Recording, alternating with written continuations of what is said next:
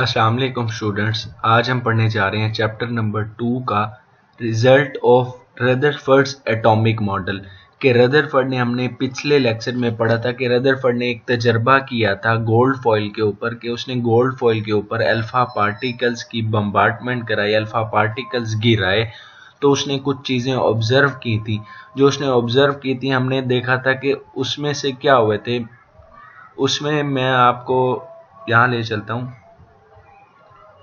ये हमारे पास वो एक्सपेरिमेंट है, ये हमारे पास उसने ये अल्फा पार्टिकल इसके ऊपर गिराए थे। जब उसने गिराए थे तो उसने कहा था कि बहुत ज़्यादा पार्टिकल्स क्या थे, इसमें से गुजर गए थे। सही है। तो पहले पॉइंट से ये देखें, अगर इससे कंसीडर करें, इस सर्कल को एक एटम कंसीडर करें, इसके सेंटर में पॉजिटिव है और बाकी ये माइनस माइनस ये इलेक्ट्रॉन्स आप कंसीडर करें। बाकी मैं आपको बताता हूँ कि किस तरह उसने इससे रिजल्ट निकाला। उसने कहा कि इसमें से बहुत से पार्टिकल्स गुजर गए हैं। तो इसका मतलब क्या हुआ कि बहुत ज्यादा पार्टिकल्स गुजर गए हैं, तो एटम का जो ज्यादातर वॉल्यूम है वो क्या है, खाली है। एटम ज्यादातर एम्प्टी है। सही है। दूसरा इसने क्या देखा, दूसरा इसने देखा कि हमारे पास, हमने कहा था कि there is positive charge in a centre of atom called nucleus. कि कुछ क्या हुआ था, हमने कहा था कि कुछ ना रेज टकराई थी जो रिबाउंस बैक हो गई थी। ये अगर ये देखें, अल्फा पार्टिकल इस पॉजिटिव से टकरा रहे हैं और कंप्लीट बैक चले गई थी कुछ रेज। तो उसने कहा था कि एटम के सेंटर में एक पॉजिटिव चार्ज है, ये पॉजिटिव चार्ज है, और इस चार्ज का नाम उसने दे दिया कि ये हमारे पास क्या है, न्यूक्लियस है। तीसरा पॉइंट था complete rebounce show that nucleus is dense and hard. तो हमने यहां देखा है कि हमारे पास क्या हुआ है कि जब ये अल्फा पार्टिकल इससे टकराते थे सेंटर में न्यूक्लियस से, तो कंप्लीटली पीछे की तरफ अपनी डायरेक्शन चेंज कर देते थे। इसका मतलब क्या था कि जो सेंटर में जो भी चीज है जिसे हमने न्यूक्लियस का नाम दिया था, वो क्या है, काफी ज्यादा डेंस है, काफी ज्यादा वजनी है और काफी ज्यादा ही सख्त है वो। तभी ये रेज उनसे टकरा के वापस पीछे की तरफ चली जाती थी। उसके बाद वो कहता है few particles were deflected means nucleus is very small.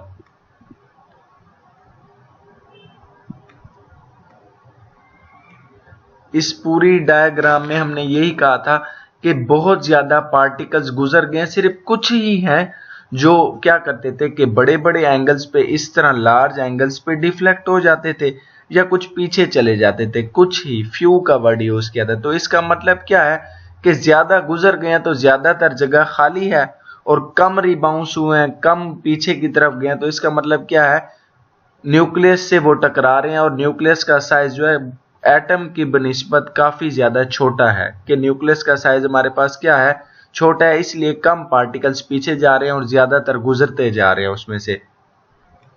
उसके बाद वो कहते हैं electrons revolves around the nucleus, और छठा एटम इज न्यूट्रल।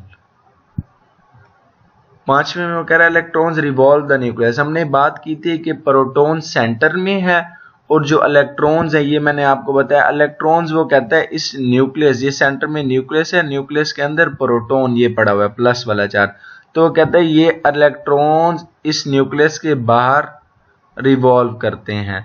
और छठा उसने पॉइंट बताया था कि एटम कंप्लीटली अगर देखा जाए तो वो न्यूट्रल है। क्यों?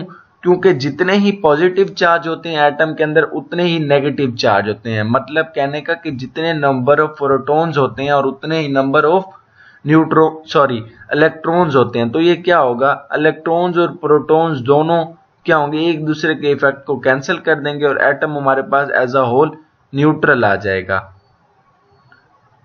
और सातवां पॉइंट था, वो कहते हैं except electrons all fundamental particles lie within the nucleus called nucleons. उसने कहा था ये जो इलेक्ट्रॉन्स न्यूक्लियस के बाहर रिवॉल्व कर रहे हैं, सिर्फ यही ही इलेक्ट्रॉन्स हैं कि जो न्यूक्लियस के बाहर रिवॉल्व कर रहे हैं। बाकी भी फंडामेंटल पार्टिकल्स होते हैं एटम के, बाकी भी इलेक्ट्रॉन, प्रोटॉन और न्यूट्रॉन्स के अलावा बुनियादी पार्टिकल्स हैं, लेकिन वो कहाँ रह रहे हैं, वो न्यूक्लियस के अंदर रह रहे हैं। सिर्फ यही इलेक्ट्रॉन्स हैं जो कि न्यूक्लियस के बाहर रिवॉल्व कर रहे हैं। ठीक है जी, अल्लाह हाफिज, थैंक यू सो मच।